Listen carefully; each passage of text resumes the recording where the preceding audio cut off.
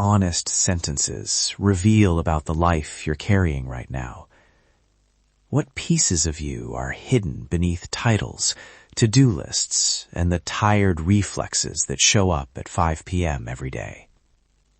Welcome to The Healing Pen, a podcast about the power of creative writing to help you process stress, reconnect with yourself, and write your way through burnout. I'm Corey Jonke, Amazon best-selling author, leadership coach, pharmacist, and someone who believes that sometimes the words we put on the page can help us heal the parts of ourselves we've been too busy to hear. If you've been carrying too much for too long, if you felt emotionally exhausted, disconnected, overwhelmed, or unsure how to make sense of what you're feeling, you are in the right place. This podcast is a space for reflection, honesty, healing, and hope. Each episode will explore how creative writing can help you slow down, tell the truth, process what hurts, and begin creating a better next chapter. You do not have to be a professional writer. You do not have to have the right words right away. You just have to be willing to begin. So take a breath, grab a pen, and let's start writing our way back to ourselves. This is The Healing Pen. A few years back, I hit a wall that felt less like a moment and more like a slow erosion. I was doing the work I trained for, but I no longer recognized the person doing it. My inbox knew me before my friends did. Conversations at home felt like scheduling logistics. One night, I found myself awake at midnight, scribbling single lines on a legal pad, short fragments of truth. I am tired. I miss reading. I want to say no more often. I tried to make a long journal entry, and it felt like bargaining. Then I tried 8 short lines, just 1 sentence each. And in that small constraint, something loosened. The sentences didn't have to be perfect. They just had to be honest. By the time I finished, I had a tiny map I could carry in my pocket. Who I was beyond the roles, what felt heavy, and one small next step I could actually take. That little page began to steer my days in small, repairable ways. If you've ever felt flattened by your responsibilities, like your identity has been narrowed to a list of roles, professional, parent, caregiver, fixer, you're not alone. Burnout often shrinks our sense of self until decision-making feels exhausting and even the smallest choices seem risky. You may notice yourself avoiding sentences that begin with I am because you're unsure what comes next. Or you might find yourself waiting for clarity to appear before you try. That waiting only deepens the fog. Naming that struggle is the first act of refusing it. So here's the core idea, the 8-Sentence Reboot. It's a 1-page, 8-line personal mini-autobiography with a purpose for each sentence. Tight constraints like this are not meant to box you in.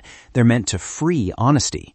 When the page is short, your voice has less room to hide behind perfectionism. Each sentence has a job. You can treat each as a full sentence or as a short fragment. Both are fine. Here's a simple structure you can use right now. Name who you are beyond your roles. Example, I am a curious reader who is learning to slow down. Name what's heavy or wounded. Example, I am carrying the exhaustion that comes from always saying yes. State a small, true observation about how burnout shows up. Example, I am more reactive at home and less patient with myself. Give yourself permission, tiny and specific. Example, I give myself permission to leave 1 meeting each week. Name a boundary or a small no. Example, I will not answer work messages after 8 p.m. 2 nights a week. Offer a short memory of care, something that reminds you of repair. I remember the way my grandmother cooked Sunday soup and how it felt safe. State a tiny hope or possibility. Example, I hope to feel a little calmer before bed. Notice how each line has a clear function: identity, burden, symptom, permission, boundary, care memory, hope, and action. Together, those 8 lines become a readable, repairable manifesto you can use as a compass when everything feels fuzzy. You don't need beautiful sentences. You need honest ones.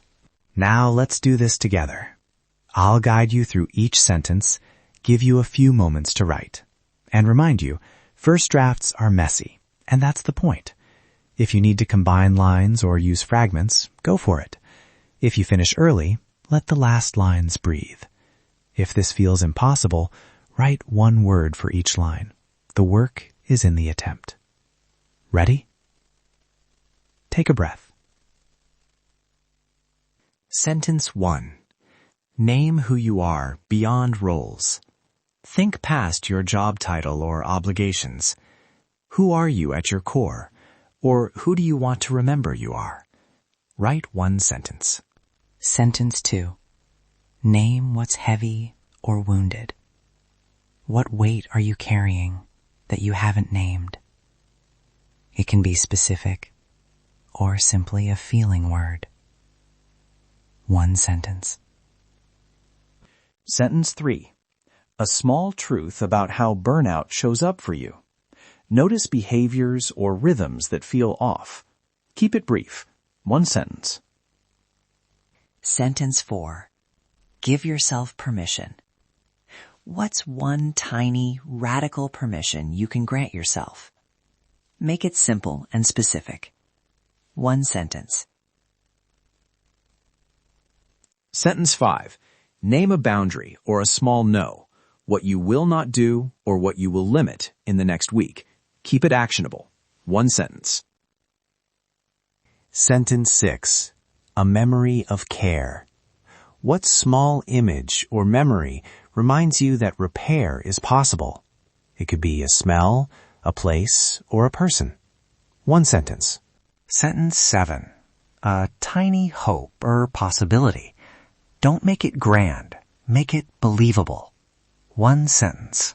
Sentence 8. Your next smallest possible action. This is the smallest thing you can actually do tomorrow. Small enough that you cannot use overwhelm as an excuse. One sentence. If you wrote along, notice what a single page now holds.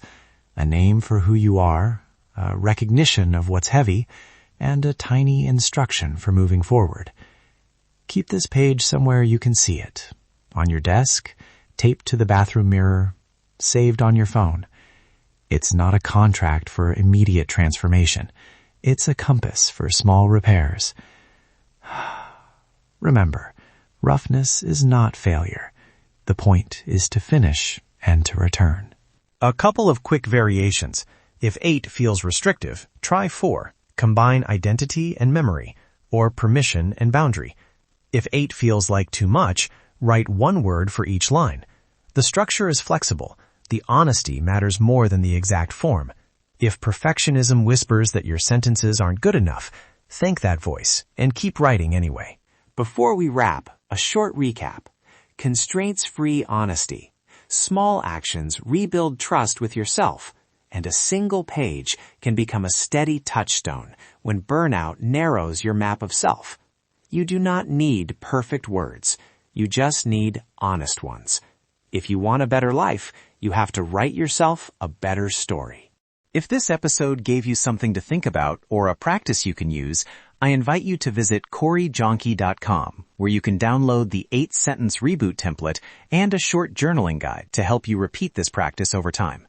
If this landed for you, please subscribe, share the show with someone who needs it, and leave a review.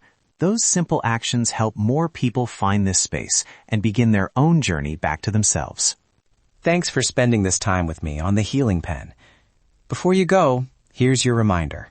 You do not have to have everything figured out to begin healing.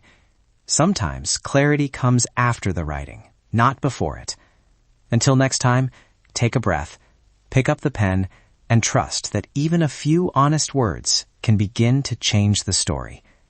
I'll see you next time on the Healing Pen.